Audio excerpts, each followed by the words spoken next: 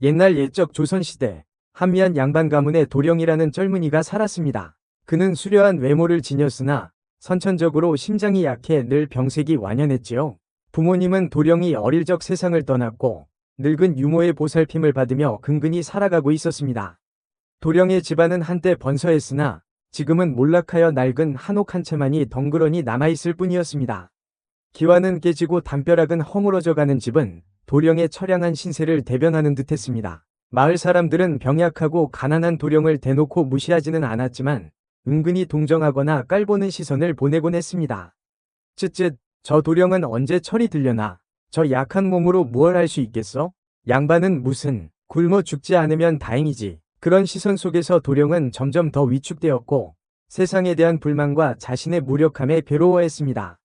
그는 밤마다 낡은 서책을 읽으며 현실 도피를 꿈꿨지만 책 속의 영웅담은 그의 비참한 현실을 더욱 부각시킬 뿐이었습니다. 어느 날 도령은 유모가 구해온 귀한 약재를 다리기 위해 깊은 산속으로 들어갔습니다. 울창한 나무들이 하늘을 가리고 이름 모를 새들이 구슬프게 우는 숲은 신비롭고도 음산한 기운을 풍겼습니다.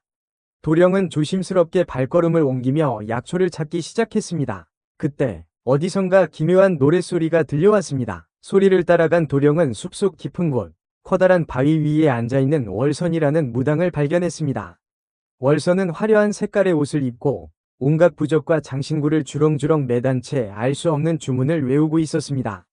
그녀의 얼굴에는 깊은 주름이 새겨져 있었고 한쪽 뺨에는 흉측한 흉터가 길게 뻗어 있었습니다. 도령은 흠칫 놀라 뒷걸음질 쳤지만 월선은 매서운 눈빛으로 그를 쏘아보며 말했습니다. 거기 누구냐? 썩 나오지 못할까? 도령은 어쩔 수 없이 월선 앞으로 다가가 쭈뼛거리며 인사를 했습니다. 저는 이 아랫마을에 사는 도령이라고 합니다. 약초를 캐러 왔다가 길을 잃었습니다. 월선은 도령을 빤히 쳐다보더니 갑자기 기괴한 웃음을 터뜨렸습니다. 흐흐, 내 놈의 얼굴에 죽음의 그림자가 드리워져 있구나. 명이 얼마 남지 않았어. 도령은 월선의 말에 가슴이 철렁 내려앉았습니다. 제가 죽는다고요? 그게 무슨 말씀이십니까? 내 심장이 썩어 문드러지고 있으니 오래 살지 못할 것이다. 하지만 월선은 말을 멈추고 도령의 얼굴을 뚫어져라 쳐다보았습니다. 하지만 방법이 없는 것은 아니다. 내 놈의 운명을 바꿀 기회가 딱 한 번 있다. 정말입니까? 제발 알려주십시오. 도령은 간절하게 애원했습니다. 월선은 손가락으로 도령의 가슴을 가리키며 말했습니다. 1000개의 생명을 구하라. 그러면 내 심장이 다시 뛰고 새 삶을 얻을 것이다. 1000개의 생명이라고요? 그게 무슨... 도령이 말을 잇지 못하자 월선은 다시 한번 기괴한 웃음을 터뜨리며 연기처럼 사라져 버렸습니다. 도령은 월선이 사라진 자리를 멍하니 바라보았습니다. 그녀의 말은 도무지 믿기 어려웠지만 한편으로는 간절한 희망을 품게 했습니다. 1000개의 생명을 구하라. 도령은 혼잣말로 중얼거리며 숲을 빠져나왔습니다. 집으로 돌아온 도령은 밤새도록 월선의 말을 곱씹었습니다. 1000개의 생명이라니 도대체 어떻게 해야 한단 말인가? 막막하고 답답한 심정이었습니다. 뜬 눈으로 밤을 새운 도령은 날이 밝자마자 마을 이곳저곳을 돌아다니며 도움을 줄 만한 사람들을 찾아 나섰습니다. 하지만 병약하고 가난한 도령에게 관심을 가져주는 사람은 아무도 없었습니다. 오히려 도령의 간절한 부탁은 사람들에게 비웃음거리만 될 뿐이었습니다. 1000개의 생명을 구한다고? 참, 제 몸 하나 간수하기도 힘든 주제에 미친 소리 하지 말고 가서 밭일이나 거들어. 사람들의 냉대와 조롱에 도령은 깊은 절망감에 빠졌습니다. 역시 나는 안 되는 건가? 이렇게 죽는 건가? 그때 도령의 눈에 저작거리 한 구석에 있는 허름한 주막이 들어왔습니다. 갈증과 허기를 느낀 도령은 주막 안으로 들어갔습니다. 주막 안은 술꾼들로 북적거렸고 매캐한 술 냄새와 담배 연기가 가득했습니다. 도령은 구석자리에 앉아 물 한 잔을 청했습니다. 그때 도령의 귓가에 매혹적인 노랫소리가 들려왔습니다. 소리를 따라 고개를 돌리니 주막 한가운데에 설치된 작은 무대 위에서 아름다운 기생이 춤을 추며 노래를 부르고 있었습니다. 그녀의 이름은 연화, 이 주막에서 가장 유명한 기생이었습니다. 연화는 눈부신 미모와 한 몸매, 그리고 꾀꼬리 같은 목소리로 모든 이들의 시선을 사로잡았습니다. 특히 그녀의 입가에 자리 잡은 붉은 점은 묘한 매력을 더했습니다. 도령은 연화의 모습에 넋을 잃고 바라보았습니다. 마치 꿈을 꾸는 듯했습니다. 연화의 공연이 끝나자 주막 안은 술렁거렸습니다. 술꾼들은 연화에게 술을 권하고 돈을 던지며 환호했습니다. 연하는 요염한 눈웃음을 지으며 술꾼들의 비위를 맞췄습니다. 하지만 그녀의 눈빛에는 어딘가 모를 슬픔과 체념이 어려 있었습니다. 도령은 연하에게 다가가 말을 걸고 싶었지만 용기가 나지 않았습니다. 그때 연하가 먼저 도령에게 다가와 말을 걸었습니다. 나으리, 혼자 오셨나 봅니다. 이 천한 것이 옆에 앉아도 되겠습니까? 도령은 깜짝 놀라 고개를 들었습니다. 연하의 얼굴은 그림처럼 아름다웠습니다. 도령은 가슴이 두근거려 말도 제대로 하지 못했습니다. 아, 예, 그러시지요. 연하는 도령의 옆에 앉아 술잔을 채워주며 다정하게 말을 건넸습니다. 나으리는 어디서 오신 분이십니까? 이 근방에서는 뵙지 못한 분 같은데 저는 이 아랫마을에 사는 도령이라고 합니다. 몸이 좋지 않아 약을 구하러 왔다가 도령은 말을 흐렸습니다. 자신의 초라한 처지를 밝히기가 부끄러웠습니다. 연하는 도령의 마음을 알아챘는지 부드러운 미소를 지으며 말했습니다. 괜찮습니다. 저도 별 볼 일 없는 기생일 뿐인데요. 연하의 말에 도령은 위로를 받았습니다. 두 사람은 술잔을 기울이며 이야기를 나누었습니다. 연하는 도령의 이야기를 주의 깊게 들어주었고 때로는 따뜻한 위로의 말을 건네주었습니다. 도령은 연하에게 점점 더 빠져들었습니다. 시간이 흘러 주막이 파할 때가 되었습니다. 도령은 아쉬운 마음을 뒤로하고 자리에서 일어섰습니다. 연하는 도령을 배웅하며 속삭였습니다. 나으리, 내일 또 오시겠습니까? 예, 꼭 오겠습니다. 도령은 설레는 마음으로 집으로 돌아왔습니다. 낡고 허름한 집은 여전히 그대로였지만 그의 마음은 희망으로 가득 차 있었습니다. 연하와의 만남은 마치 한 줄기 빛과 같았습니다. 다음 날부터 도령은 매일같이 주막을 찾았습니다. 연하는 도령을 반갑게 맞이했고 두 사람은 밤늦도록 이야기를 나누었습니다. 도령은 연하에게 자신의 꿈과 희망, 그리고 슬픔과 고통을 털어놓았습니다. 연하는 도령의 이야기에 공감하며 눈물을 흘리기도 하고 때로는 밝은 미소로 용기를 주기도 했습니다. 도령은 연하에게 점점 더 깊이 빠져들었습니다. 그녀의 아름다움뿐만 아니라 따뜻한 마음씨와 깊은 슬픔에 매료되었습니다. 도령은 연하를 위해 무엇이든 해주고 싶었습니다. 하지만 도령은 가난했고 연하는 값비싼 비단옷과 장신구를 좋아했습니다. 도령은 연하를 기쁘게 해주기 위해 빚을 내기 시작했습니다. 처음에는 작은 돈이었지만 점점 더 큰 돈을 빌리게 되었습니다. 연하는 도령에게 더욱더 매혹적인 모습으로 다가왔습니다. 그녀는 도령에게 달콤한 말과 뜨거운 눈빛을 보냈고 도령은 정신을 차릴 수 없었습니다. 두 사람은 깊은 밤, 주막의 은밀한 방에서 격정적인 사랑을 나누었습니다. 도령은 연하와의 사랑이 자신의 운명을 바꿀 수 있는 기회라고 믿었습니다. 그는 연하를 위해 모든 것을 바칠 각오가 되어 있었습니다. 하지만 그의 순수한 사랑은 곧 잔혹한 현실에 부딪히게 됩니다. 어느 날, 도령은 연하에게 줄 선물을 사기 위해 마지막 남은 가산을 팔았습니다.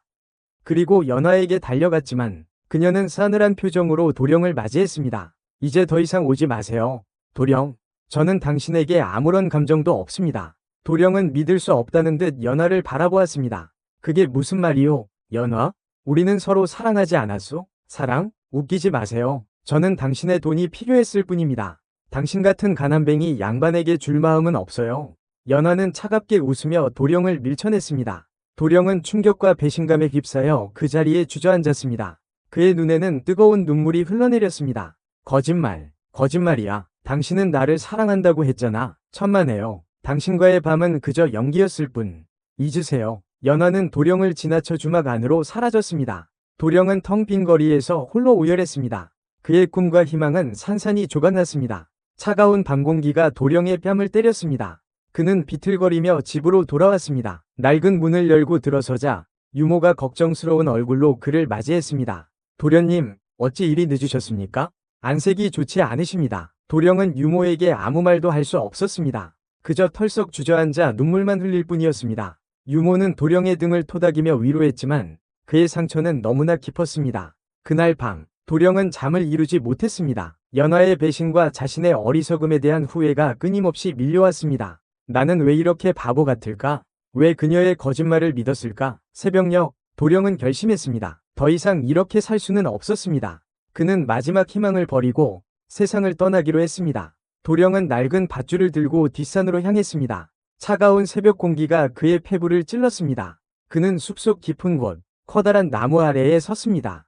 밧줄을 나뭇가지에 걸고 올가미를 만들었습니다. 마지막으로 하늘을 바라보았습니다. 캄캄한 하늘에는 별 하나 보이지 않았습니다. 도령은 눈을 감고 밧줄에 목을 걸었습니다. 그때 어디선가 물소리가 들려왔습니다. 도령은 자신도 모르게 발걸음을 옮겼습니다. 소리를 따라가 보니 숲속 작은 냇가에 다다랐습니다. 며칠 동안 비가 내리지 않아 냇물은 거의 말라 있었고 바닥에는 작은 웅덩이들이 생겨 있었습니다.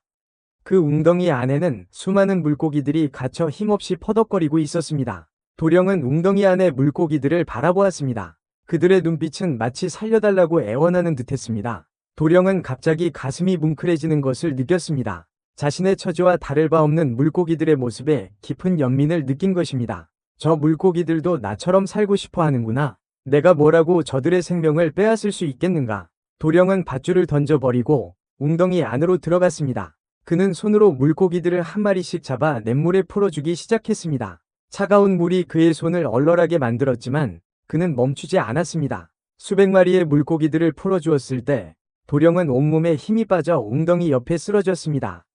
그는 헐떡이는 숨을 몰아쉬며 하늘을 바라보았습니다. 캄캄했던 하늘에는 어느새 희미한 빛이 비치고 있었습니다. 그때 도령의 등 뒤에서 익숙한 목소리가 들려왔습니다. 도령, 정신 차리게. 여기서 뭘 하고 있는 겐가? 도령은 힘겹게 고개를 돌렸습니다. 월선이 걱정스러운 표정으로 그를 내려다보고 있었습니다. 무당님, 도령은 월선에게 지난 일들을 모두 털어놓았습니다. 연하에게 배신당한 일, 삶을 포기하려 했던 일, 그리고 물고기들을 풀어준 일까지. 월선은 도령의 이야기를 묵묵히 듣고 있다가 갑자기 큰 소리로 웃었습니다. 하하, 어리석은 놈, 이제야 깨달았느냐? 내 놈은 이미 1000개의 생명을 구했다. 예? 그게 무슨 말씀이십니까? 내 놈이 풀어준 물고기들이 바로 1000개의 생명이다. 그것도 모르고 죽으려 하다니 참으로 어리석구나. 도령은 월선의 말에 깜짝 놀랐습니다. 자신이 무심코 한 행동이 1000개의 생명을 구하는 일이 될 줄은 꿈에도 몰랐습니다. 하지만 저는 아무것도 한 게 없습니다. 그저 물고기들이 불쌍해서. 불쌍하다고? 그게 바로 자비다. 내 놈의 마음속에 자비가 있었기에 1000개의 생명을 구할 수 있었던 것이다. 이제 내 심장은 다시 뛸 것이고 새 삶을 얻게 될 것이다. 월선은 도령의 어깨를 두드리며 말했습니다. 도령은 그제야 자신의 몸에 변화가 일어났음을 느꼈습니다. 오랫동안 그를 괴롭혀왔던 가슴 통증이 사라지고 온몸에 따뜻한 기운이 퍼져나갔습니다. 무당님, 감사합니다. 정말 감사합니다. 도령은 월선에게 엎드려 절했습니다. 월선은 미소를 지으며 말했습니다. 감사할 것 없다. 모든 것은 내 스스로 이룬 것이다. 하지만 명심하거라. 앞으로도 내 마음속의 자비를 잃지 않아야 한다. 그렇지 않으면 언제든 다시 불행해질 수 있다. 월선은 말을 마치고 홀연히 사라졌습니다. 도령은 한참 동안 그 자리에 서서 월선의 말을 되새겼습니다. 그 후 도령의 삶은 완전히 달라졌습니다. 병약했던 몸은 건강해졌고 하는 일마다 술술 풀렸습니다. 그는 잃어버렸던 재산을 되찾고 아름다운 여인을 만나 행복한 가정을 꾸렸습니다. 도령은 월선의 가르침을 잊지 않고 평생 동안 가난하고 어려운 사람들을 도우며 살았습니다. 그는 자신의 재산을 아낌없이 베풀었고 많은 사람들에게 존경과 사랑을 받았습니다. 한편 도령을 배신했던 연하는 비참한 최후를 맞이했습니다. 그녀는 도령에게서 빼앗은 돈을 모두 탕진하고 결국 병에 걸려 길거리에서 죽음을 맞이했습니다. 그녀의 아름다웠던 얼굴은 흉측하게 변했고 아무도 그녀 위 시신을 거두어주지 않았습니다. 세월이 흘러 도령은 백발의 노인이 되었습니다. 그는 임종을 앞두고 자식들을 불러 모아 마지막 가르침을 남겼습니다. 얘들아, 내가 평생 동안 깨달은 것이 하나 있다. 세상에서 가장 소중한 것은 재물도 명예도 아닌 바로 자비심이다. 남을 돕고 베푸는 삶이야말로 진정으로 행복한 삶이다. 너희들도 이 가르침을 잊지 말고 평생 동안 자비를 실천하며 살아가거라. 도령은 자식들의 손을 잡고 조용히 눈을 감았습니다. 그의 얼굴에는 평온함과 만족감이 가득했습니다. 그는 1000개의 생명을 구한 것을 넘어 10,000개의 생명에게 덕을 베풀고 세상을 떠난 것입니다. 도령의 이야기는 오랫동안 사람들의 입에서 입으로 전해졌습니다. 사람들은 도령의 삶을 통해 진정한 행복의 의미를 깨닫고 서로 돕고 베풀며 살아가는 세상을 만들어갔습니다. 그리고 도령과 연하의 격정적인 하룻밤은 그 시대의 젊은이들 사이에서 은밀하게 퍼져나갔고 그들의 사랑은 그 시대에서는 금기시 되었지만 그렇기에 더욱더 아름다운 사랑 이야기로 남았습니다.